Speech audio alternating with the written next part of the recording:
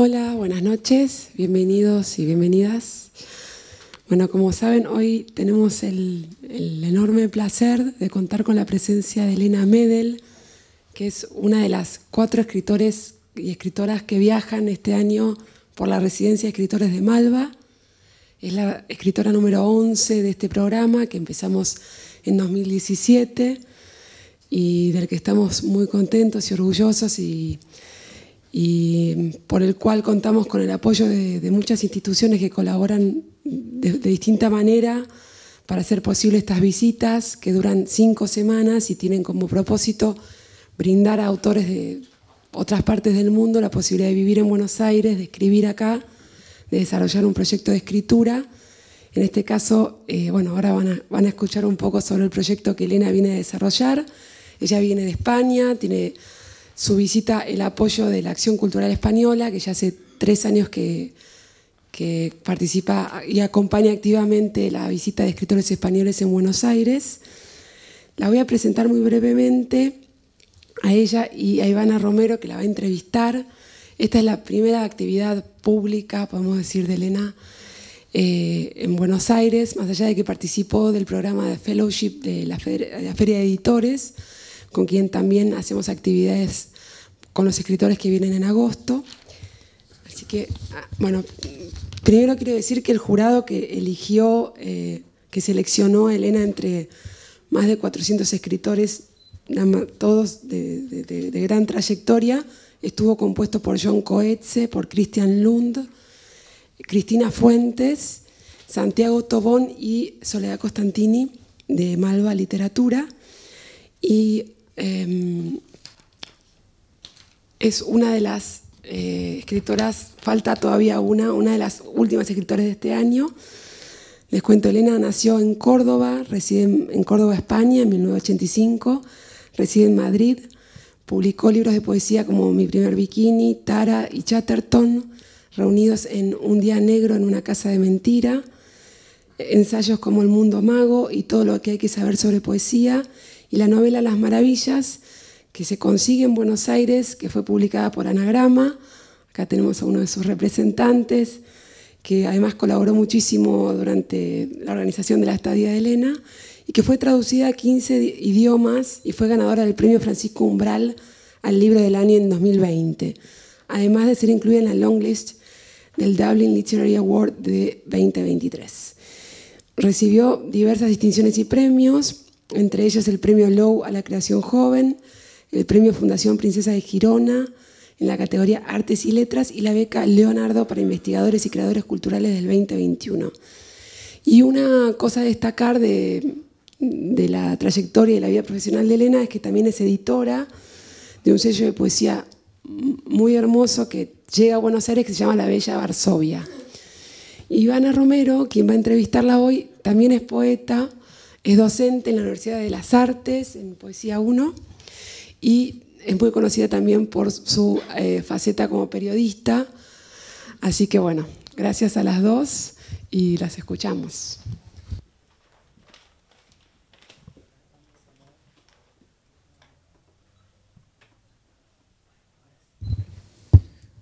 Hola, hola, ¿se escucha? Sí.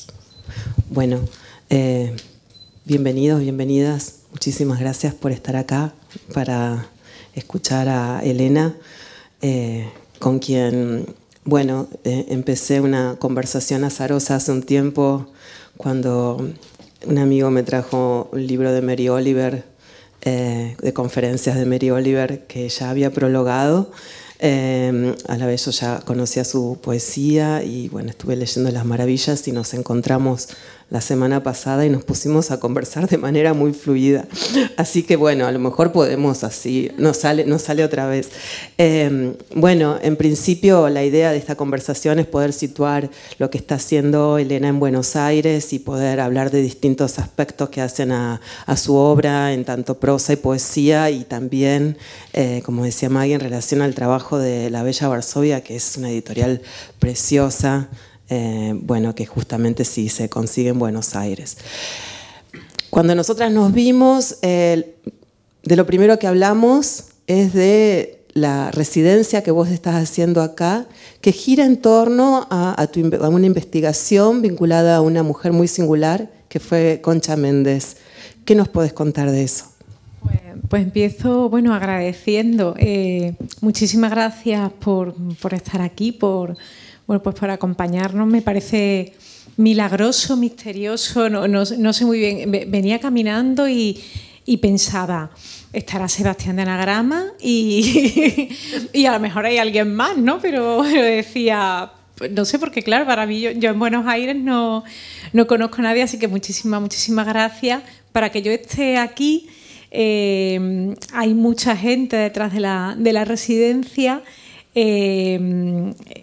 A mí me gustaría hacer un agradecimiento concreto, bueno, pues a Malva Literatura, por supuesto a Madalena Rupe, a Carla Scarpati, a Julieta Correa, también a Soledad Costantini, y en la residencia están implicadas Ampersand, Acción Cultural Española, gracias sobre todo a Ainhoa Sánchez y a Anael García, y también Mecenazgo Cultural de Buenos Aires. Así que agradecimiento, bueno, pues por permitir este mes y poquito de felicidad, de escritura y de conocimiento. Y por supuesto, a ti muchas gracias, Ivana, por la conversación que empezamos ya y que continuamos. Y gracias a Sebastián también por todos sus desvelos.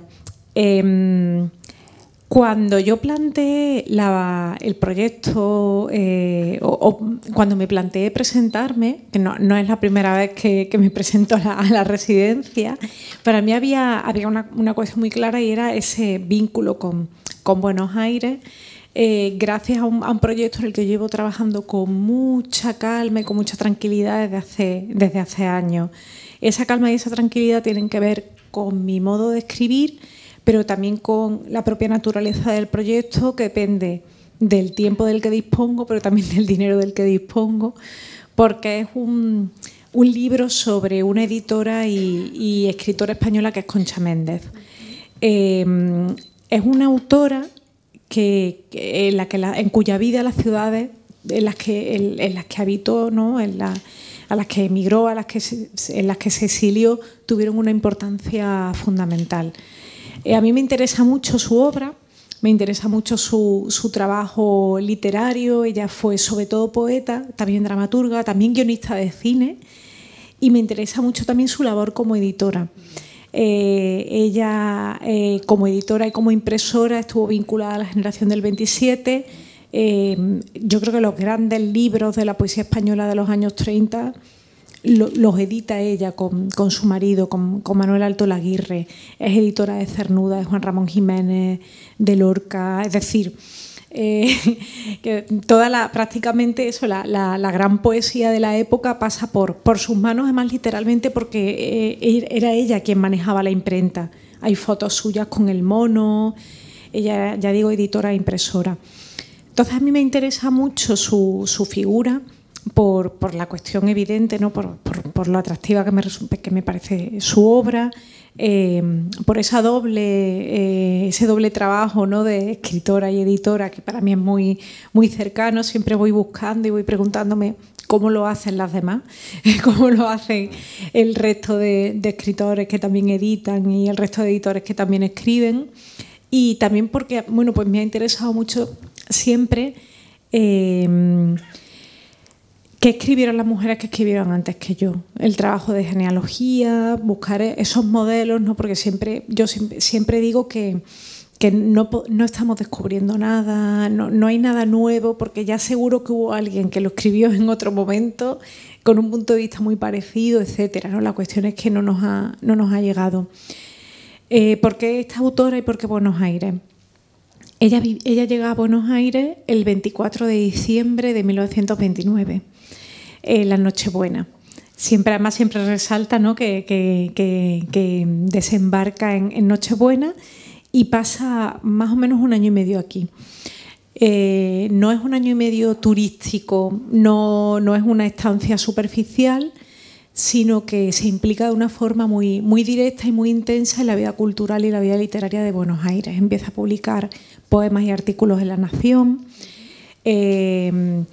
Inicia una amistad muy cercana con Alfonsina Storni, por ejemplo, viajan juntas a Montevideo, con Nora Borges, que es además la ilustradora de su libro argentino, porque ya hay un libro de poemas que termina en Buenos Aires, que publica en Buenos Aires, que sale con ilustraciones de Nora Borges y con prólogo de Consuelo Verges, que es también otro personaje para mí fascinante, ¿no? Una traductora anarquista que estuvo también en Buenos Aires. Ella llegó un poco antes y se marchó también con Concha Méndez. Entonces, ese libro que yo quiero escribir, que estoy escribiendo con mucha calma, abarca todas esas ciudades. Ella nació en Madrid, vivió en Málaga, vivió en Madrid otra vez, pero se fue exiliando o emigrando, en algunos casos por deseo, en otros casos después de la guerra, durante la dictadura por un imperativo, básicamente por protegerse y salvarse. Entonces, me faltaría, digamos, la parte del exilio de la posguerra, ¿no? La Habana y Ciudad de México. Completo o empiezo ese puzzle latinoamericano con Buenos Aires, son los años previos a la República. Ella, de hecho, se regresa a España porque quiere vivir la República. Y ella siempre, en sus memorias, en entrevistas, resaltaba que Buenos Aires había sido la ciudad en la que había aprendido a ser escritora. Que ella que venía de una familia muy rica, que no aceptaba que quisiera formarse, que quisiera tener una carrera intelectual, etc., en Buenos Aires descubrió que podía ser escritora y que tenía talento y que podía publicar, etc. Entonces, bueno, pues es un periodo muy importante de su vida, muy importante de su literatura, y aquí estoy, digamos, bueno, pues abriendo los ojos muy bien para encontrar un rastro que no es nada evidente. No puedo evitar preguntarte, ¿y el librito de poemas de ella? Es un libro que se llama Canciones de Mar y Tierra, que tiene poemas escritos en su etapa, digamos, en su segunda emigración. Ella pasa de España a Francia, de Francia a Reino Unido, entonces empieza a escribirlo en Londres. Hay muchos poemas del barco, del trayecto en barco, y termina de escribirlo aquí. De ahí el mar y la tierra, y es un libro, una reflexión sobre la emigración. Pero ¿tuviste acceso a algún original? Te digo, para ver claro, las ilustraciones. No he leído el original, sí que he visto las ilustraciones, y claro, he leído los poemas dentro en el contexto de la obra completa, pero no he tenido acceso al original, pero sí al texto y reproducciones. ¿Y qué trabajo estás haciendo en relación a ella? O sea, digamos, ¿de qué va la escritura, digamos, con la cual te estás vinculando con la vida de ella? Sobre todo estoy casi, quiero decir, para mí es muy complicado hablar de un libro, claro, que está en proceso, tan en proceso que tengo, por ejemplo, tengo escritas las partes españolas, por así decirlo, tengo escrita la parte de Londres, la parte de París tengo notas solamente. Claro, la parte de Buenos Aires llevo aquí 20 días y estoy además también leyendo algunas cosas que había dejado como para leer aquí, etc. A mí me interesa mucho, por ejemplo, de qué manera las circunstancias influyen en la escritura. O sea, de qué manera esa experiencia de la emigración, que en su caso eso no es un exilio luego, ¿no? Pero en este caso creo que es diferente porque no hay una motivación política, etcétera. Esa manera de la emigración, esa experiencia de la emigración puede influir en su escritura. También el diálogo y la conversación con las escritoras a las que conoció aquí. Ella decide venir, ella se compra un pasaje de tercera en un barco para venir a Buenos Aires, porque se entera de que hay mujeres escribiendo en Buenos Aires y publicando, que a ella le parecía, bueno, pues que era un espacio de libertad y un lugar de libertad en el que ella podía desarrollarse, ¿no? Entonces, ese, digamos, el aprendizaje que yo creo que estoy haciendo, tomando todas esas notas y leyendo. Ya digo que creo que va a ser un libro rarísimo. O sea, va a ser un libro muy extraño porque no es una biografía, no es un ensayo de crítica literaria, pero supongo que lo es todo al mismo tiempo. ¿Habías estado en Buenos Aires antes? Estuve hace 8 años en el Festival de Poesía que se organiza durante la Feria del Libro. De manera que conocía toda la zona de Plaza Italia, la rural, era como... Hubo un momento como de... estaba caminando por Plaza Italia y era como, yo he estado aquí. No, era como, tuve como una revelación, yo estaba, ¿por qué me suena tanto esto? ¿No? Era como si... No, entonces ya miré en Google Maps y dije, vale, ya entiendo por qué reconozco esto. Me imagino que debe ser muy interesante estar en el mismo lugar que ella, porque hay un tipo de memoria que no es la memoria documental o la memoria histórica, pero que de algún modo es una suerte de reverberación que te permite establecer cierta conexión sutil con ella, ¿no? Como, o sea, en tratar de encontrar información, pero también el hecho de intentar estar en los entornos, aunque estén muy transformados, digo, eso sirve de alguna manera. Claro, y sobre todo además porque para ella como autora los espacios tienen una importancia fundamental. También por eso, para mí, por ejemplo, yo podría haber hecho un acercamiento a su figura repasando su trabajo como editora y como impresora, a lo mejor, ¿no? Quizá tomando los libros en los que trabajó y a raíz de eso pues armando algún tipo de reflexión o con su obra, ¿no? Libro a libro, recorriéndola, etcétera. Pero ese paso de, digamos, esa voluntad que tiene ella casi de contar el espacio, contar el lugar geográfico, pero también simbólico en los poemas, enlazado con la importancia, ya digo, que tiene en su biografía, a mí casi que me dicta el esquema del posible libro, ¿no? Del libro que va a ser, ¿no? De todas las experiencias de Buenos Aires. En el caso, por ejemplo, de Ciudad de México, Luis Cernuda muere en su casa. Claro, es una autora que yo me estoy dando cuenta que en Argentina no es nada conocida, en España tampoco. Quiero decir, en España hay gente, yo por ejemplo hablaba con Javier Montes, que estuvo también en la residencia, y Javier nunca había oído hablar de ella. Y me decía eso, dice, claro, dice, yo sí conozco o sea, sí me suena el marido, claro, Manuel Alto Laguirre, pero era un trabajo al 50%. Incluso ya un poco más, porque ya digo que ella llevaba la máquina, ella manejaba la imprenta, ¿no? Entonces es una autora que es fundamental, yo creo que para la poesía en nuestro idioma.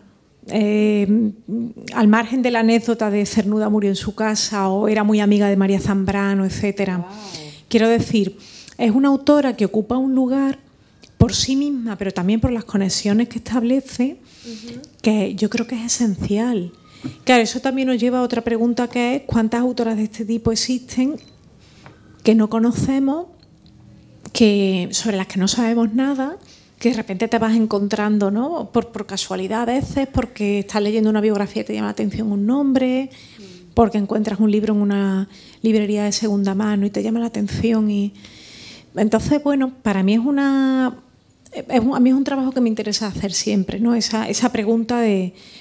Alguien lo ha tenido que hacer antes, seguro. y ella lo hizo antes, claro. Cuando te escuchaba pensaba que todas estas palabras de alguna manera nos llevan a poder pensar en las maravillas por varias cuestiones. Por el modo en que trabajás dos momentos sociopolíticos distintos, geografías, digo, mujeres que viven en distintos momentos y que sin embargo están atravesadas por memorias comunes, ¿no? Memorias justamente que muchas veces son memorias silenciadas. Entonces pensaba que algo de todo lo que vos estás trabajando actualmente ya está latiendo en este libro precioso, que es esta novela que tiene algún aspecto, digamos, de novela coral y también muy climática y también muy atravesada por un interés en el lenguaje en términos formales, ¿no? Ahí también se advierte tu trabajo, esa filigrana sutil como poeta. Pero digo, el tema de la memoria y de las mujeres y del modo en que las mujeres construyen una suerte como de doble voz, ¿no? Porque quieran o no, querramos o no, nuestra voz siempre tiene alguna resonancia política por el mero hecho de haber estado silenciada y de empezar a estar, digamos, teniendo incidencia en lo público, ¿no? Como que todos estos aspectos, ya me dispersé, pero digo, volviendo, todos estos aspectos están en las maravillas, ¿no? De alguna manera venís pensando en estas cuestiones ya. Claro, que yo creo que aquí seguro que hay gente que en cada libro se plantea una intención diferente, una voz distinta, etcétera. Yo no doy para tanto. Yo tengo una serie de, no sé si de obsesiones, pero sí de ejes que me van acompañando libro a libro, porque pienso o sea, estábamos conectando, ¿no? Este proyecto, que ya digo que es un proyecto muy a largo plazo, que a lo mejor es un libro que termino dentro de 3 o 4 años, y claro, todavía tengo que ir a México, todavía tengo que ir a La Habana, y a mí eso me parece que a priori es un poco difícil que lo consiga de inmediato, pero bueno. Pero yo ahora estoy trabajando en otra novela, por ejemplo, y en paralelo. De hecho, también me la he traído en la mochila, ¿no? En el ordenador lo tengo también. Estoy con ese doble proyecto aquí, digamos. Y hay muchos puntos en común con Las Maravillas, pero igual, y con este proyecto también, pero igual que lo hay con el libro de poemas que publiqué último en 2014, o con el ensayito. Está aquí. Es un libro de poemas que está incluido en este libro. Lo que pasa es que creo que no sé, en Visor no lo distribuye aquí. Sí que hay poemas en esta antología de esta editorial argentina, que es, bueno, voy a decirlo además, que es Yantén. Claro, porque yo digo Yantén y a veces me miran como... No, es Yantén. Entonces, y aquí, que es una antología de autoras españolas.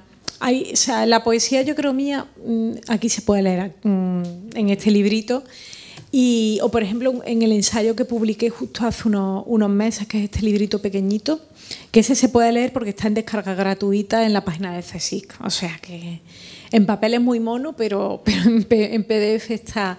Y que es un libro también sobre las circunstancias de la escritura, es decir, el dinero, la clase social, el dinero, el género, etcétera.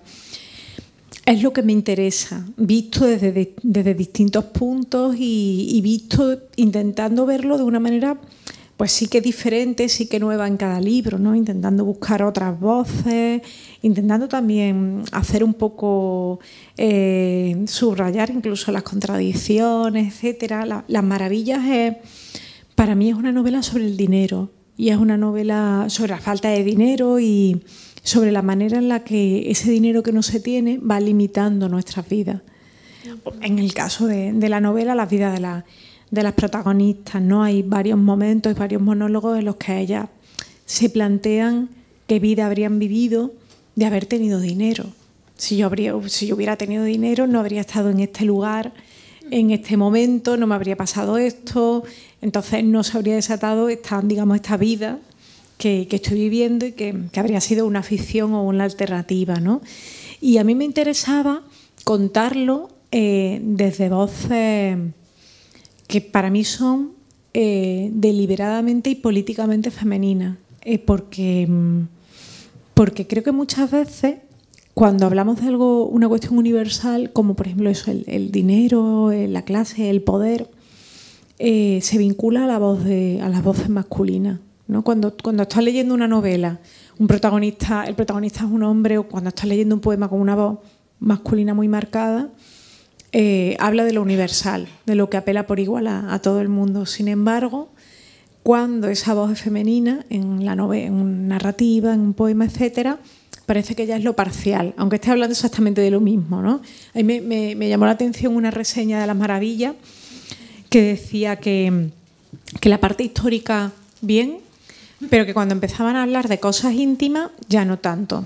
Claro, yo pensaba, ¿qué sentido? ¿Qué es lo íntimo? No, pero si están todo el rato hablando de dinero. Claro, y decía, lo íntimo es cuando esa reflexión se aborda desde esa experiencia femenina. Claro, pero no había tampoco nada especialmente íntimo. Bueno, en algún momento salen desnudas, pero no sé, a lo mejor le pareció impúdico, pero y eso me llamó mucho la atención, ¿no? O sea, cómo existe esa desconexión cuando ciertos temas se abordan desde una voz femenina. Eso me impactó mucho. Y para mí es una decisión de escritura, esa apuesta por un personaje, para los personajes femeninos, por ejemplo. Pero también está Córdoba, aparece Córdoba, tu lugar de origen. Es interesante, ¿sabés que se me había escapado esto que me decís del dinero? No queda bien que lo diga públicamente, pero es cierto. Lo digo también por el hecho de que, bueno, esta es una época donde hay muchísimo, o sea, digamos, donde la escritura de mujeres empieza a tener un lugar de relevancia, se vuelven a editar los libros de María Zambrano, de Rosario Castellanos, etcétera. Pero es interesante lo que vos planteás en relación a desde qué lugar seguimos siendo leídas las mujeres, ¿no? O sea, digo, como que de un lugar que sigue siendo sesgado de alguna manera. ¿Te parece que esto es así o no necesariamente? A ver, yo creo que en muchos casos, por ejemplo, creo que quizá exista o tengamos la sensación de que se está publicando a más mujeres, de que se está leyendo a más mujeres, pero las estadísticas, al menos no las conozco, digamos, estadísticas en Argentina de publicación, de catálogos editoriales, etcétera. En España las mujeres siguen siendo minoría, pero como no tenemos la costumbre de ver a mujeres en espacios de visibilidad, parece que son más. Claro. Es algo que es muy curioso, pero si tomas de repente los catálogos editoriales, salvo excepciones, la mayoría todavía siguen siendo hombres, etcétera. Pero como de repente parece que un espacio de visibilidad, hay una cuestión que a mí me ha llamado siempre mucho la atención y es, por ejemplo, el tratamiento que se da. Hablo de España, no conozco cómo es la situación en Argentina. El tratamiento que se da a los primeros libros, tan diferente dependiendo de si lo firman, de quién lo firma, ¿no? En el caso de los primeros libros de mujeres, yo estoy muy acostumbrada a encontrarme con reportajes colectivos en los que se incluye a un montón de autoras que han publicado un primero o un segundo libro, que solo tienen en común que son autoras. Puede ser una autora de 22 años y una autora de 34, una de novela negra y otra de novela histórica, pero son autoras. Entonces, y siempre hay titulares que son tipo el boom de las escritoras. Todos los años hay un boom de las escritoras. Y todos los años además hay nuevas autoras, que es un primer, segundo libro, etcétera. Claro, el boom es el estallido. Tiene una connotación, de repente hay mucho ruido, pero luego se fuma. Nunca vamos a ver, hablo ya digo de España, ese tipo de artículos con autores. Porque se asume que es el primer libro de una larga carrera, ¿no? Como aquella carta de Emerson a Whitman, o el telegrama que le manda Ferlinghetti a Ginsberg después de escuchar Aullido, ¿no? Yo te saludo al inicio de una larga carrera. Claro. Sobre las mujeres se verá. Pero bueno, ahora digo, te voy a llevar un ratito a otro lado. Después volvemos a las maravillas. Sí, porque además sabes que yo me enroco y no, tienes que parar. No, pero si yo no estuviera llevando esta conversación en términos públicos también sería muchísimo más caótico. Pero me parecía interesante esto que traías en relación a las autoras y demás, porque vos tenés una doble experiencia, digamos, por el hecho de haber sido, digamos, por tu situación de condición de mujer, pero además porque fuiste publicada. Te animaste a publicar desde muy joven y también el mercado editorial encuentra eso muy sugestivo, ¿no? Chicas jóvenes que publican, digo, ¿cómo lo vivenciaste vos a eso? Claro, es esa cuestión de que al final el mercado editorial es una industria que busca, pues, en un primer plano la supervivencia, en un segundo plano el enriquecimiento. Entonces está buscando siempre esos nuevos nombres. Tiene que ver con esto que comentábamos antes, ¿no? De la foto, del boom que existe en el caso de las mujeres y que en el caso de los hombres no, porque se supone eso, que va a haber una larga carrera, un primer libro, un segundo libro, un tercer libro, un cuarto libro. En el caso de las autoras es muy curioso, ahí sí que empecé yo a tomar notas para algo que a lo mejor escribo algún día, que tiene que ver con con el número de autoras que publican un primero o un segundo libro, con cierta difusión, luego el tercero no termina de encontrar su sitio, a lo mejor sale en la misma editorial, pero no tiene no tiene la misma recepción, no tiene el mismo recorrido, y ya poco a poco, paulatinamente, van desapareciendo, van orillándose a editoriales con menor difusión, etcétera. En mi caso yo publiqué muy pronto, yo tengo 38 años, pero publiqué el primer libro con 16. Es una situación un poco habitual, ¿no? Y además de una manera muy ingenua, porque yo no vengo de una familia vinculada a la literatura de ninguna manera. Mis padres no son lectores, no están. Mi padre siempre ha trabajado atendiendo en tiendas diferentes. Yo que cuando nací trabajaba en una zapatería, ha trabajado pues siempre eso, ¿no? No ha tenido ningún vínculo con la cultura, y mi madre era secretaria en una fábrica de ropa. O sea que ya ven que mi vínculo con la literatura es el de la lectura, el encuentro con la lectura en la infancia. Entonces, ya digo que de manera ingenua, como yo lo que leía eran libros y a mí me gustaba escribir, pues yo me puse a escribir un libro. Claro, porque quiero decir, es muy ingenuo, y ahora, claro, yo lo pienso y digo, anda, que... Pero claro, es que no había nadie, yo no tenía a nadie cerca, ninguna referencia que me dijera, mira, no. O lo que se te olvide. Entonces yo escribí mi librito. Pero libros, ¿a qué te referís con libros? Ah, libros, claro, tú te pones y escribes un libro. Claro, era lo que yo hacía, yo escribía libros, yo tenía mis libritos, mi madre los guarda. Ay. Mi madre los guarda en una caja, además, debajo de la cama, que me da mucha ternura porque a veces saca la caja, tiene otras también otros documentos, tal, etcétera, pues están ahí como mis libritos, que son pues cuentos largos a lo mejor, pues, pero cuentos largos que ahora digo yo, ¿cómo escribía? ¿Con qué alegría yo escribía 50 páginas? Que ahora me cuesta años. Y de repente era en julio, venga, pues una novelita corta. Claro, y poemas, entonces yo tenía montones y montones de poemas y yo mandaba premios y nunca ganaba. Hasta que un día, claro, yo con una lógica que yo pienso, tenía esos 16 años y no tenía nadie cerca que me dijera, como digo, no, pues esto no se hace así, tal, etcétera. Bueno, yo dije, pues si no gana, tendré que replantearme qué es lo que estoy mandando, ¿no? Entonces hice yo mi criba de poemas, vi que lo que pensé que podía estar mejor, que podía funcionar, que podía tener cierta coherencia de libro, parecido a los libros que yo leía, etcétera, y el mismo libro lo mandé pues a 5 o 6 premios y gané uno que daba la casualidad de que estaba publicado por un sello que entonces, digo entonces porque cerró hace unos 10 años o así, tenía mucho prestigio, que era de DVD Ediciones, y la verdad es que ya digo que fue una cuestión de fortuna, porque yo ese mismo manuscrito lo había presentado a sitios que, claro, que yo con el tiempo y el conocimiento dije, tuve la suerte de ganar el mejor, ¿no? O sea, como en el mejor sitio y tal, porque podía haber salido en sitios sin difusión, etcétera, pero tuve esa suerte ya digo, de la ignorancia absoluta de bueno, pues hacer la fotocopia, mandar el libro y que uno de los premios pues sí que saliera.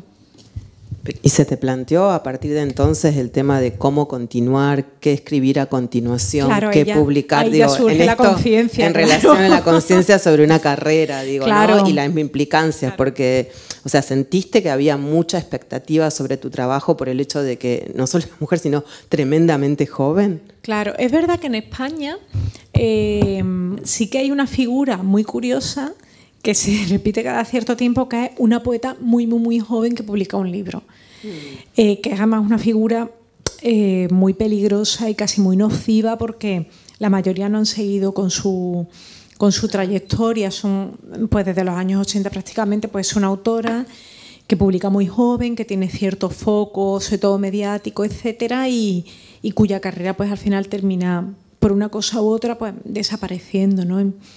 Y entonces no era algo nuevo, por así decirlo, que era una cosa más también, ya digo, muy perversa, porque era como la nueva poeta joven, claro, que es algo complicado. Entonces, Claro, yo, por ejemplo, te decía el otro día, yo tenía tanto desconocimiento que yo gané el premio y yo había seguido trabajando en esos poemas. El libro era diferente, pero como el libro había ganado el premio, yo pensé que tenía que publicarlo tal cual.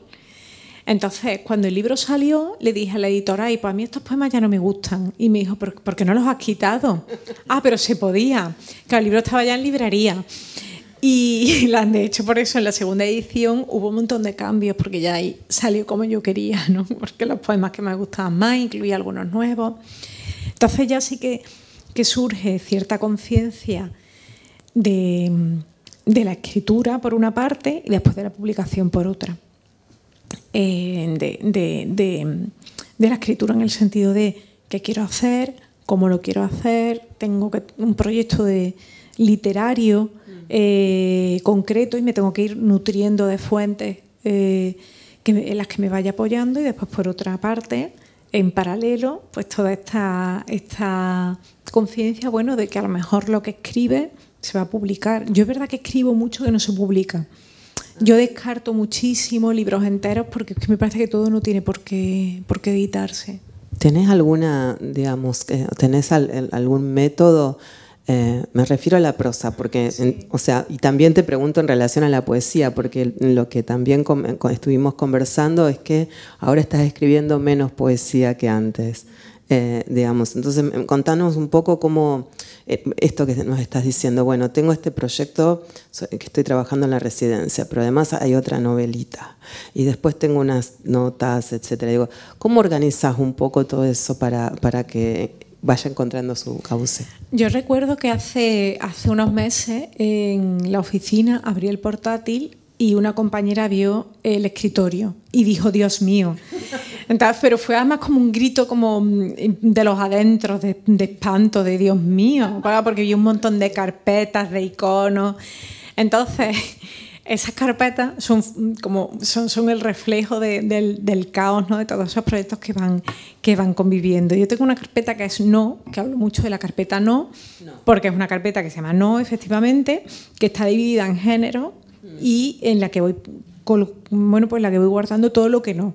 Y todo lo que no son libros completos que descarto, proyectos que abandono a las 200 páginas, pero también cositas que, bueno, a lo mejor un poema que no llega a ser poema porque no termina de cuajar, un cuento o un borrador de un cuento que de repente veo que no tiene mucho sentido. Entonces lo voy guardando ahí porque creo que en algún momento a lo mejor puede servir para algo. Me parece que todos esos descartes y todos esos rechazos que para mí son fundamentales también forman parte del camino, en el sentido de que me ayudan a saber qué es lo que quiero hacer y también qué es lo que no quiero hacer. Pero también creo que se puede aprovechar, no sé, de repente a lo mejor hay un poema, puede ser que no me convenza, pero igual hay alguna imagen que me puedo llevar a un relato, que me puedo llevar a una novela es decir, yo creo que todo se puede aprovechar. Yo aprendí mucho de mi abuela, que fue la mujer que me crió, y mi abuela era una gran cocinera de sobra. Mi abuela era como mujer de la posguerra española, era una maestra de los tuppers, de las fiambreras con restos, entonces conseguía, uno, no se tiraba nada, y dos, todo se podía convertir en un manjar, y entonces yo en ese sentido aprendí de ella. Es como, yo no tiro nada. A papelera de reciclaje se va muy poco y todo se va a la carpeta, ¿no? Y yo ahí voy. Entonces, mi forma de trabajar es muy diferente dependiendo de los géneros. En el caso de los poemas, aunque es verdad que hace mucho que no escribo poemas, no sé por qué, pero no surge, para mí la escritura del poema es muy lenta, se demora mucho en el tiempo. De repente hay una idea, una imagen, una música, tomo nota y a lo mejor a los 2 o 3 meses hay otra idea, otra imagen, otra música y digo, ay, esto enlaza con esto que yo había apuntado. Y poco a poco, bueno, voy viendo que se va forjando un poema. Y empiezo a darle vueltas, a escribir, etcétera. Yo cuando era adolescente, ¿no? Cuando en los tiempos de mi primer bikini, sí que me sentaba y escribía de repente poemas de 5 páginas. Aquello era una cosa. A veces pienso, ¿no? Y digo, con qué soltura, con qué alegría escribía yo eso de adolescente y lo que me cuesta ahora. Pero ya digo, era una escritura muy automática. Y ahora para mí la escritura de poemas es, y de repente pues eso, hay un poema y hay otro poema y hay 5 o 6 y digo, ay, yo creo que tienen un aire común. Igual aquí hay un libro. Pero bueno, el último libro, que es Chatterton, fueron como... Yo decía de broma, entre mi primer bikini y Tara hubo 4 años. Entre Tara y Chatterton hubo 8. Y decía, ahora 12. Claro, al principio decía de broma, 12 años, en 2026 hablamos. Pero otro día estuve echando cuenta y dije, pues va a ser que en 2026. O sea, que es como cada vez hay más. En el caso de la novela, yo necesito horario de oficinista. Okay, claro. Trabajo con escaleta y escaleto todo. O sea, sí. Yo hay una idea, empiezo a darle vueltas, estoy un tiempo dando vueltas, leyendo, pensando qué quiero contar, cómo lo quiero contar. Y hay un momento ya en que me siento... Escribo, tardo el tiempo que tenga que tardar, en unas 10-15 páginas contando la historia y empiezo a escaletar el trabajo, sobre todo por una cuestión práctica, porque yo trabajo. Quiero decir, escribir no es mi trabajo, sino que yo tengo un trabajo real, que es el de editora. Entonces... Para eso no te lo puedo dejar pasar. Escribe. El trabajo real es el que me permite pagar el alquiler, claro. Ah. Ok. ¿Es el de editora? ¿A eso te referís? Sí, claro. No tanto. No, sí. Sí, claro. Yo soy una señora que trabaja... Sí. Mira. Quiero decir, mi trabajo real es cuando... El trabajo que es tu hija, cuando me le preguntan a mi madre, editora. Claro, que es lo que a mí me permite llegar a final de mes. No son los libros. La poesía es muy bella, pero... O sea, quiero decir... Pero a mí lo que me permite trabajar lo que me permite vivir es el trabajo de editora. Entonces, ¿cómo surgió La Bella Varsovia? Pues de una manera, ya veis que yo por lo general, yo creo que tengo mucha suerte en la vida porque hago las cosas sin pensar y no me salen mal. Quiero decir, 16 años, mando libros de poemas al concurso. Es verdad que lo mandé un montón, pero bueno, uno salió. Luego yo... ya digo, empecé a escribir poemas, empecé a publicar, etcétera, y yo iba a recitales de poesía. Me llamaba la atención en España a comienzos de siglo, claro, porque era comienzos de siglo, era 2002, 2003, 2004. El panorama editorial en cuanto a poesía era muy, muy, muy limitado. Había unos pocos sellos históricos casi, que llevaban desde los años 70, Visor, Hiperión, Pretexto, la colección Tusquets, que es de narrativa, pero Tusquets es una editorial de narrativa, pero tienen sello de poesía. Lumen también funciona, pero en España por lo menos en ese momento no estaba publicando apenas autores españoles. Es decir, esas eran las editoriales que tenían cierta difusión, cierta visibilidad, etcétera. Y luego había un montón de sellos muy pequeños, de vida muy efímera. El otro día, no recuerdo a quién escuchaba hablar aquí en Buenos Aires, de la esperanza de vida de las editoriales, que me pareció una expresión que me voy a empezar a utilizar a partir de ahora, ¿no? Pero eran sellos, eran proyectos con una esperanza de vida muy breve. A lo mejor publicaban 3, 4 libros, no distribuían, etcétera. Entonces era realmente difícil publicar, tenías que pasar por el circuito de premios, que era un circuito pues muy conservador, en el que no había espacio para propuestas que tuvieran cierto riesgo lingüístico, temático, etcétera. Entonces yo iba a recitales de poesía de gente que estaba conmigo en talleres, que tenía más o menos mi edad, etcétera, y pensaba, lo que escucho aquí me interesa mucho más que lo que leo en los libros que compro en la librería. Y de una manera, ya digo, absolutamente kamikaze, dije, ay, pues los voy a publicar yo. Claro, me pareció una cosa como normal, ¿no? Pues los publico yo. Entonces, claro, yo digo, no vengo de una familia rica, ¿eh? Yo nunca he tenido un respaldo económico posible porque mis padres eran trabajadores. Yo sí tenía unos pequeños ahorros gracias a mi trabajo, pues dando alguna charla, algún taller, etcétera, y empecé así, prácticamente, pues cruzando los dedos para que un libro pagara el siguiente, digamos. Ese fue mi criterio durante muchos años, hasta que ya con el tiempo pues empecé se profesionalizó ya el proyecto hasta el día de hoy que estamos integrados en Anagrama. Pero durante mucho tiempo fue pues básicamente eso, cruzar los dedos para que un libro fuera bien y pagara la imprenta del siguiente. Me contabas la semana pasada también que me pareció muy interesante que cuando aparecen chicas jóvenes con sus libros de poemas, vos les decís que esperen. Sí, sí, porque en mi caso es cierto que si yo además te lo contaba así, ¿no? Si yo pudiera viajar en una máquina del tiempo a Córdoba comienzos del año 2001 y pudiera hablar con Elena en su habitación de adolescente, escribiendo como una poseída por el furor de la poesía, yo le diría que esperara. No por el resultado del libro, no por los propios textos. Es un libro muy irregular, está escrito con 16. Hay poemas de los 13 años. Hay poemas que tienen 25 años, que a mí hay gente que a veces me pregunta ¿qué querías decir? Y yo, no me acuerdo. O sea, hace 25 años. No, o sea, quiero decir, puedo imaginármelo, pero a lo mejor no. Igual fallo y estoy aquí inventándome algo, pero sí que es cierto que para mí fue muy difícil enfrentarme a todo lo que no tenía que ver con la literatura que me trajo el libro.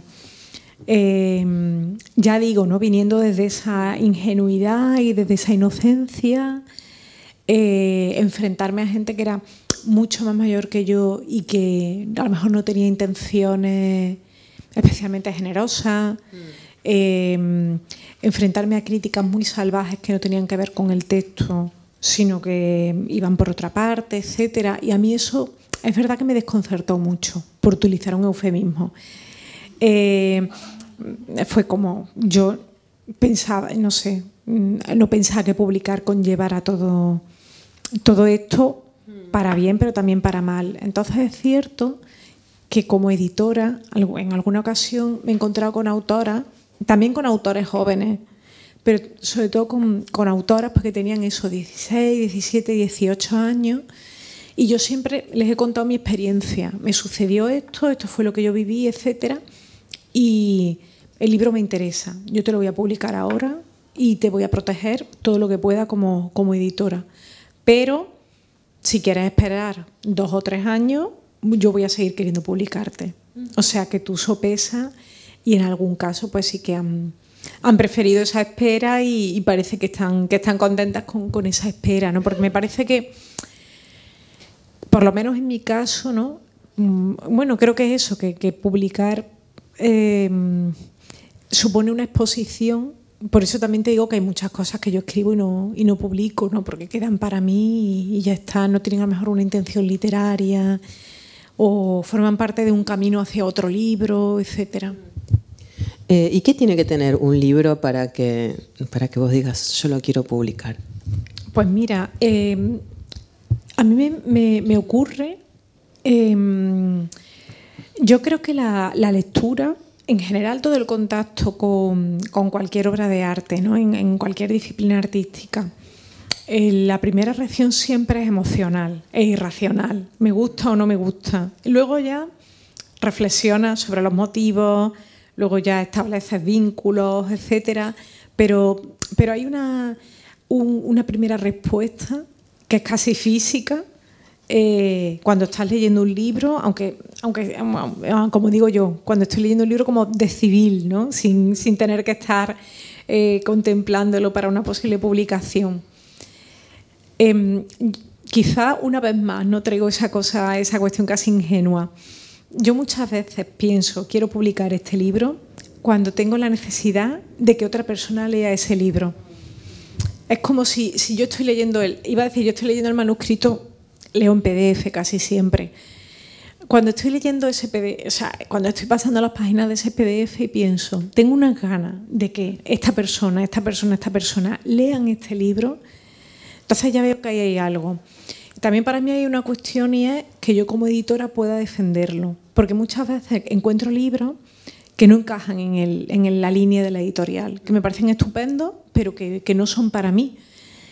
Y que al final, para ese autor o esa autora va a ser peor salir en un sello con el que no tienen mucho que ver y el libro se va a perder. Entonces, lo que hago es directamente decirle, mira, a mí yo creo que no me encaja, pero creo que en esta editorial, en esta otra, sí que puede ser posible. Y directamente eso, o le indico, y también al mismo tiempo es, oye, esta persona te va a mandar este libro, creo que merece la pena, etcétera, ¿no? Intento hacer eso, porque bueno, también a mí, quiero decir, como lectora me interesa que ese libro esté disponible, ¿no? Y porque creo mucho en el trabajo colectivo. Es decir, yo creo que si le va bien a editoriales parecidas a la Bella Varsovia, o sea, quiero decir, si hay un tejido de personas que están leyendo, comprando esos libros, de librerías que están recomendando, apoyando ese tipo de libros, no solo míos, sino de otros sellos similares, creo que nos va a ir bien a todo el mundo, ¿no? Entonces yo creo que, ya digo, parto a lo mejor de esos presupuestos quizá un poco idealistas, no sé, pero de momento, bueno, no, sí, va bien. Digamos, en la Bella Varsovia está Irene Solá, está Mercedes Cebrián y está Marta Sanz, que la queremos mucho a Marta acá, que ella mencionó alguna vez que tus libros tenían la madurez de alguien que ha vivido mucho, que ha sentido mucho, que ha conocido mucho. Digo, también el hecho de ser, digamos, estar en contacto con escritores y escritoras que siempre son más grandes que vos, también, digo, ha ido enriqueciendo tu propia experiencia como escritora y como editora, ¿no? Digo, concretamente, habiendo trabajado, por ejemplo, con los poemas con Marta, debe haber sido un proceso de aprendizaje en sí mismo, ¿no? Claro, es que para mí, por ejemplo, cada libro es un taller de escritura. Aprendo muchísimo justo hoy, además, lo que estaba haciendo antes de venir para acá era pasar las correcciones de un archivo de un doc al doc definitivo para mandarlo a maquetación de un libro que sale a finales de septiembre. Y estaba pensando en lo mucho que había disfrutado que estaba haciendo un trabajo que a mí me espanta, que es pasar las correcciones, que es como, para mí en mi mente es como el equivalente a no sé, a alguna tortura finísima, ¿no? Porque es como las correcciones, como cosas que no me gustan nada. Todo lo que tenga que ver correcciones y Excel, tablas, etcétera, es como, no se lo deseo ni de peor enemigo. Pero estaba pensando, bueno, pues en que había disfrutado mucho, pero estaba además releyendo los poemas y decía, ostras, qué bueno. Este poema es estupendo, ¿no? Y estaba como corrigiendo algunas cosas, tal, etcétera, según lo que me había dicho la autora, y decía, es que además esto que ha hecho ella aquí, qué difícil es que te salga bien y qué bien le sale a ella, ¿no? Entonces estaba pensando en eso y para mí, claro, además, como la editorial está, tú has mencionado a 3 autoras, Irene, Mercedes y Marta, que son súper diferentes. Por ejemplo, también publicó Natalia Litvínova, que es argentina. Lo que pasa es que no, en Argentina ella publica con Yantén, pero yo la publico para el resto de la lengua y trabajo con ella los textos también con Andrés Neumann. Claro, porque hay chicos también. Sí, vamos también a decir. hay chicos, sí. Sí, ya, ahí, claro, Andrés y en realidad Neumann, hay casi tantos como chicas, pero bueno, parece que es más llamativo. A Munir claro. Echemi para mí ha resultado una... Bueno, sí, a partir de ahí, pero bueno... sí, viene a vivir de hecho viene a vivir a Buenos Aires, creo. Mirá, qué interesante. Está bien tener el dato. Bueno, pero háblame de Enrique Bunbury, porque a mí mi corazoncito rockero lo necesita, porque publicaron el primer libro de poemas de Enrique Bunbury. Sí, y hay ahí debe haber una anécdota que está buena. Pues mira, fue el mismo proceso que claro, además ya a la gente siempre me preguntan, a la gente le llama la atención. Fue un proceso exactamente igual que con cualquier otro autor. Me llegó el libro, es verdad que me llegó vía su manager de entonces, igual que me llegan libros vía agentes literarios, Lo leí, me interesó bastante, me gustaba mucho, por una parte, la relectura que hace al final del viaje de Ulises, ¿no? Del viaje del héroe, que tiene, por ejemplo, tiene varios poemas caminando por Los Ángeles que me gustaban muchísimo. Y me interesaba mucho también todo el diálogo que tenía él con la poesía beat. Wow. Y entonces, bueno, pues fue un libro que me encajó en catálogo y el proceso de edición fue exactamente igual que con otro autor. Mándame el original, o sea, mándame el borrador. Venga, tal. Pues ahí empiezo yo ahí que si esto, venga, pues este poema vamos a darle la vuelta, tal, este poema está perfecto, venga, siguiente, tal, etcétera. Aquí te lo envío. Él me respondió con sus indicaciones, pues mira, esto prefiero dejarlo así, esto perfecto, tal, no sé qué. Y ya está. Quiero decir, no hubo ningún tipo de diferencia con respecto al proceso de cualquier otro libro, salvo que, claro, yo pensaba, a veces, claro, es que yo he cantado tus canciones. Claro. Pero bueno, también me gusta. También he cantado, diría casi que he cantado poemas de Marta Sanz. Pues, no, pero quiero decir que fue un proceso muy. También porque para mí es que todos los autores son y todas las autoras tienen la misma importancia.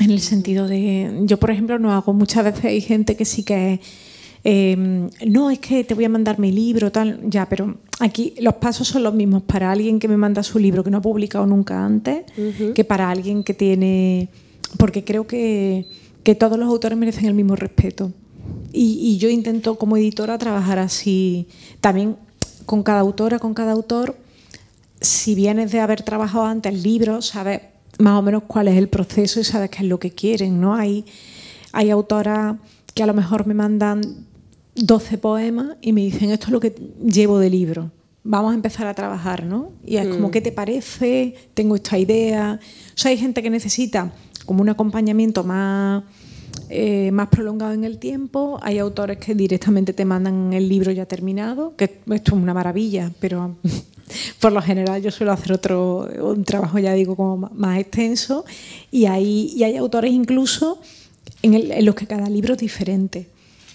Y cada experiencia de libro es distinta, ¿no? Entonces, bueno, para mí ya digo que es un taller de escritura, porque siempre me interesa mucho, me fascina mucho ver cómo cada cual se enfrenta a problemas a lo mejor parecidos, ¿no? Y es como, mire, yo esto no lo habría resuelto así.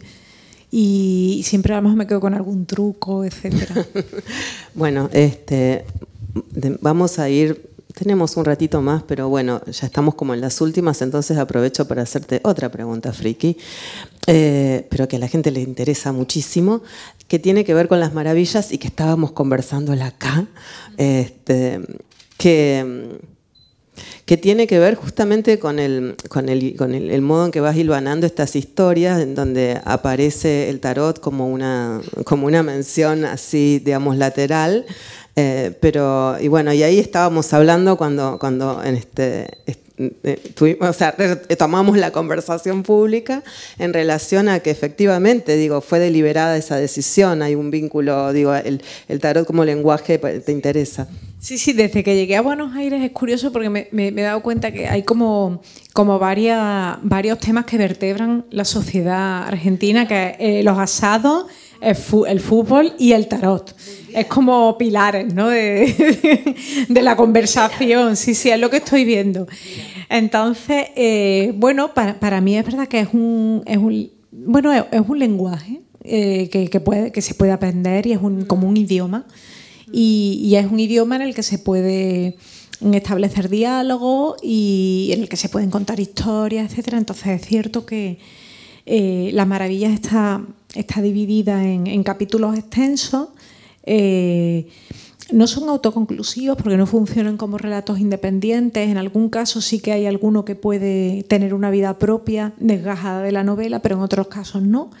Y cada capítulo se titula como un arcano del tarot. Esto no define la lectura, quiero decir que si no conoces el significado puedes leer perfectamente, pero es un pequeño guiño a quien está leyendo y dice, he encontrado esto, ¿no? He encontrado esta conexión. Entonces, bueno, al final son símbolos que tienen su propia historia y que tienen unas connotaciones y que tienen un significado que se amplía. Y bueno, pues me gustaba enlazarlo también con la novela, que es una paradoja también porque es una novela muy realista, muy costumbrista. A mí es la tradición que me interesa, ¿no? Hay un adjetivo que se utilizaba de manera peyorativa para definir a Galdós, que era garbancero.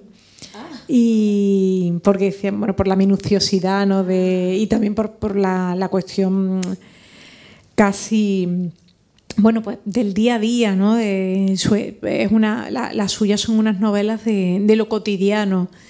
Y a mí es un adjetivo que a mí me parece muy... Yo me lo apropio, ¿no? Me parece que yo escribo literatura garbancera, en cierto modo.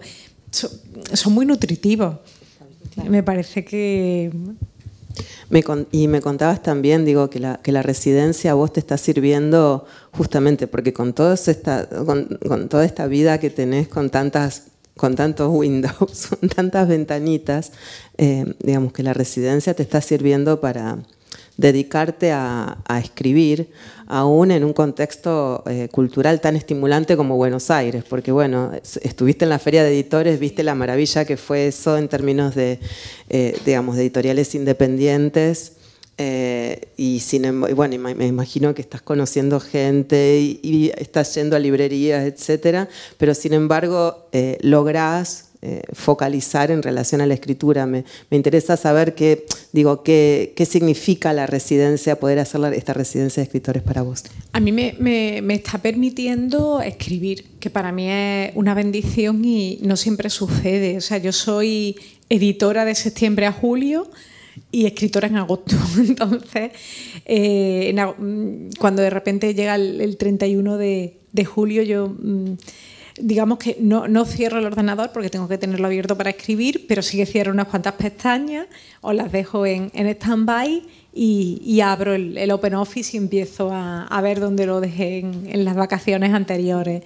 Y en este caso me está permitiendo ese espacio de escritura súper potente, ¿no? Les decía antes a Magdalena que es entrar en el despacho y empezar a escribir, ¿no? Tiene que ser como la acumulación de escritores que han ido pasando por esa misma silla y que de repente siento que están ahí, eso, pues Mercedes Cebrián, Javier Montes, Fernanda Melchor, Andrea del Fuego, ¿no? Que están ahí de repente como en cierto modo pasándome su energía, ¿no? Quiero pensar en quien llegue dentro de 3 o 4 años.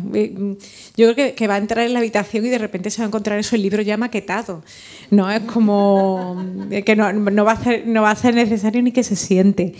Y al mismo tiempo, claro, está la posibilidad de conocer, porque a mí me interesa mucho que se está escribiendo aquí, que se está publicando aquí, en los dos sentidos, ¿no? Como escritor, bueno, 3, ¿no? Como lectora, como escritora y como editora. Y es cierto que aunque llega mucho de la literatura argentina a España, yo vivo en Madrid, porque creo que hay un interés enorme en lo que se escribe aquí, en lo que se publica aquí, inevitablemente pues hay sellos más pequeños que no alcanzan a exportar.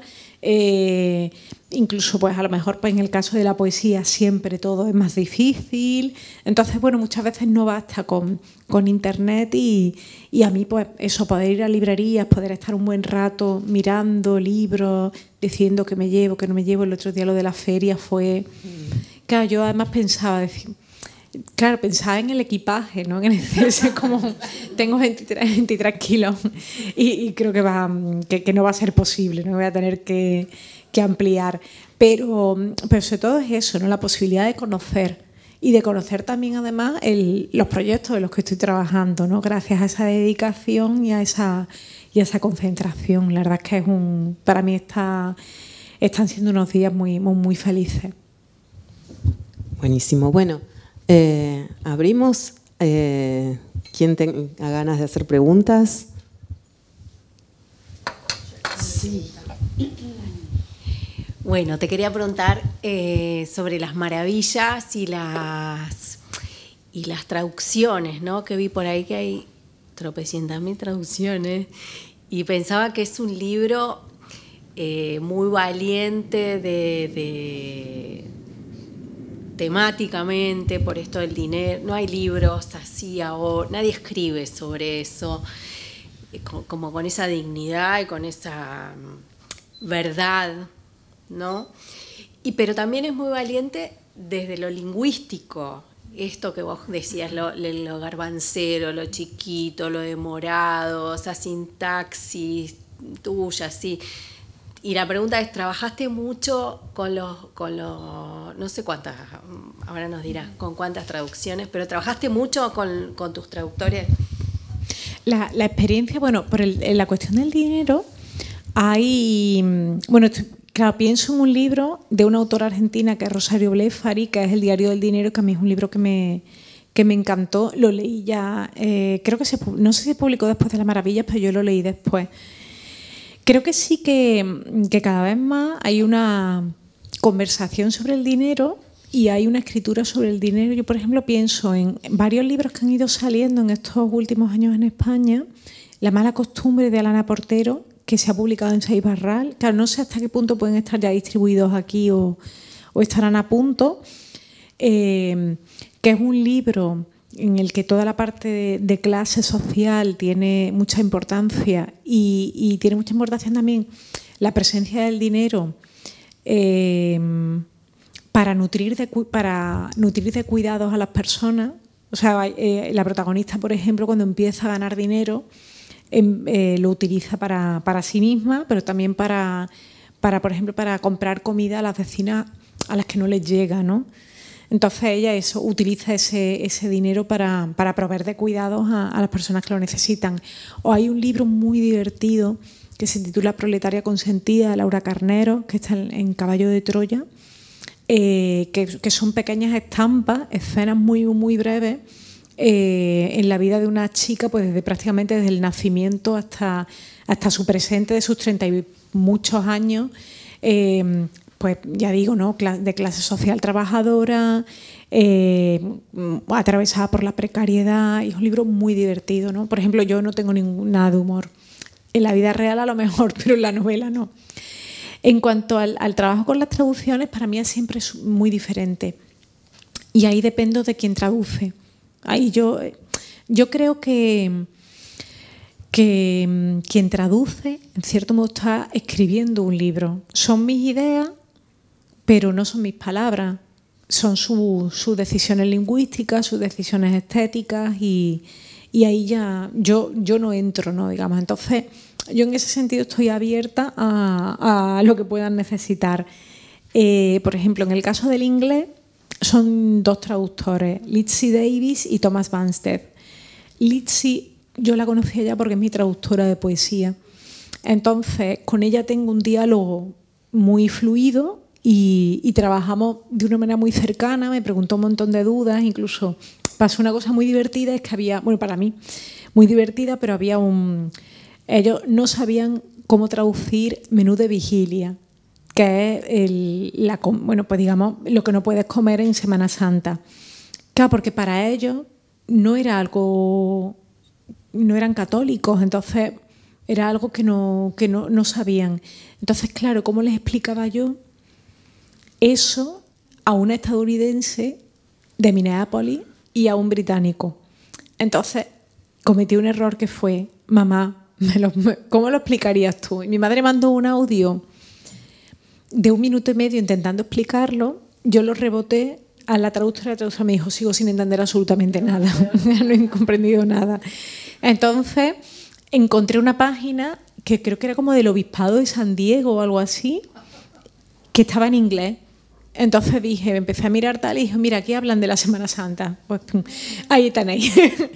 Entonces, en el caso de traducción inglesa, hubo esa conversación tan continua.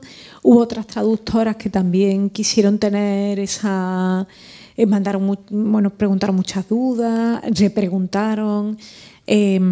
Susanne Lange, la traductora al alemán, y y Silvia Siquel, que es la italiana, y Hanna Ordendrock, que es la sueca, por ejemplo. Pero hay traducciones de las que yo nunca he sabido, o sea, nunca se han puesto en contacto conmigo y sé los nombres de los traductores porque salen en el libro. Entonces yo creo que hay cada cual, o sea, yo estoy disponible para que me pregunten lo que quieran y si quieren eso, pues un trabajo más acompasado, ¿no? Y más de conversación, perfecto, pero si no, pues perfecto también, porque creo que el libro es suyo. A ver, lo he escrito yo, ya digo que son mis ideas, pero todo ese trabajo de traducción para mí es un trabajo de reescritura. En la poesía mucho más, por ejemplo, a mí me han traducido poemas sueltos y tal, pero en el caso del libro solamente al inglés y al sueco. Y en el caso de la poesía sí que es un trabajo más de poema por poema prácticamente, pues dirimiendo dudas, preguntas, etcétera. Pero es muy, no sé, creo que va un poco al gusto iba a decir del consumidor, ¿no? Al gusto del traductor o de la traductora. Para mí había algo muy curioso y creo que es una novela muy española en el sentido de que está muy vinculada a la historia del país, a las circunstancias. Pero conforme he ido saliendo con las traducciones, sobre todo, me he ido dando cuenta de que al final es una historia de clase y la clase es transversal.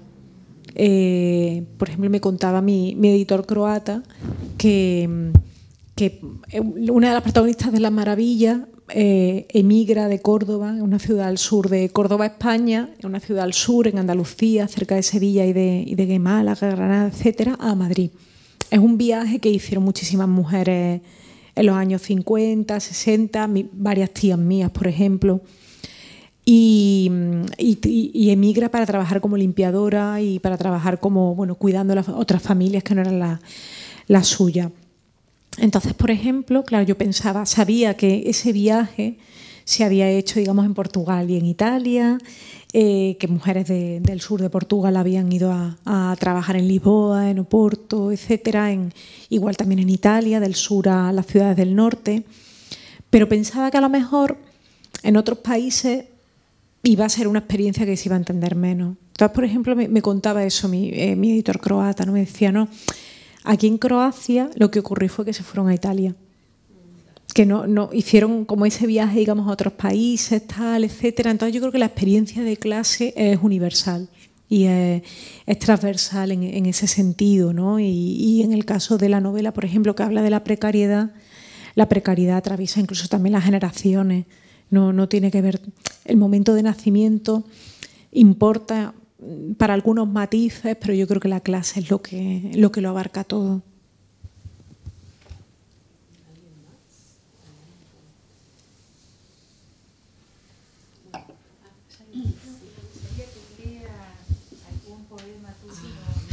Ay, genial. Pues me hace mucha ilusión, además, porque siempre tiendo como a leer o a traer la novela y claro, y soy poeta también. Hay un poema que es el que suelo leer casi siempre y es un poema que tiene una historia que a mí me gustaría contar. Yo, como digo, nací en Córdoba y llevo muchísimos años viviendo en Madrid, ya casi 20. Y cuando iba a ver a mis padres, al principio de cuando me mudé, etcétera, yo tomaba el autobús desde casa de mis padres. Ellos viven en casi el barrio que cierra la ciudad, por así decirlo, pues para ir al centro, ¿no? Tomaba el autobús. Y en uno de esos viajes en autobús me encontré con una chica que se parecía mucho a una chica que había ido conmigo al colegio, solo que con 8 o 9 años se había cambiado de clase y yo le había perdido la pista. Entonces me la encontré en el autobús, la saludé y ella no me contestó. Entonces dije, bueno, pues o no me ha reconocido o no se me ha querido reconocer, etcétera. Pues nada. Y es cierto que durante un tiempo yo me la encontraba a menudo en el autobús. Ya no la saludaba, pero me la encontraba. Entonces la fui viendo a ella embarazada, a ella con un niño, a ella con un niño y embarazada, y a ella con un niño y una niña. O sea, yo fui viendo como el proceso de, bueno, con los años, ¿no?, de transformación casi de su vida. Y escribí un poema. Escribí este poema que voy a leer, que es el que cierra Chatterton, que es mi último libro. Y con los años, es un libro además en el que yo quería, una de las cosas que me interesaba mucho era plantearme cuánto de ficción hay en la poesía. La poesía, que es un género que está siempre tan ligado al autobiográfico, a la intimidad, etcétera. ¿Qué espacio hay para la invención? ¿Qué espacio hay para la fabulación? ¿De qué manera también la memoria tiene que ver con la ficción? Y de qué manera también la memoria es imposible como hecho objetivo, por así decirlo. En fin, eran algunas preguntas que me hacía. Pero este poema para mí era el único poema en el que yo decía la verdad. No era como el único poema en el que desmentía mis tesis. Entonces, hay un día en el que me llega una invitación de Facebook de una reunión de antiguos alumnos del colegio. Y digo yo, madre mía, porque yo había publicado ya el libro. Entonces llamo a mi amiga Puri, que es mi amiga del colegio, y le digo, ha pasado esto. Y me dice, ya te dije yo que no era buena idea meter el poema ese. Entonces, claro, yo estaba aterrada porque decía, a ver si ha leído el poema, igual ha sentado mal, no lo sé. Entonces entro, además con temor, ¿no?, como pensando que alguien me podía estar viendo. Entro en... Era... No asistirá. No estaba la chica, no estaba Virginia. Asistirá, tampoco, estaba en pendiente. Me meto en su perfil y descubro que no es. No es, claro, tenía otra vida físicamente, era totalmente distinta, tenía otra vida en otra ciudad. Claro, pues claro, por eso no me había saludado a la chica del autobús, porque no era ella. O sea, se parecía, pero no era ella. Entonces yo había...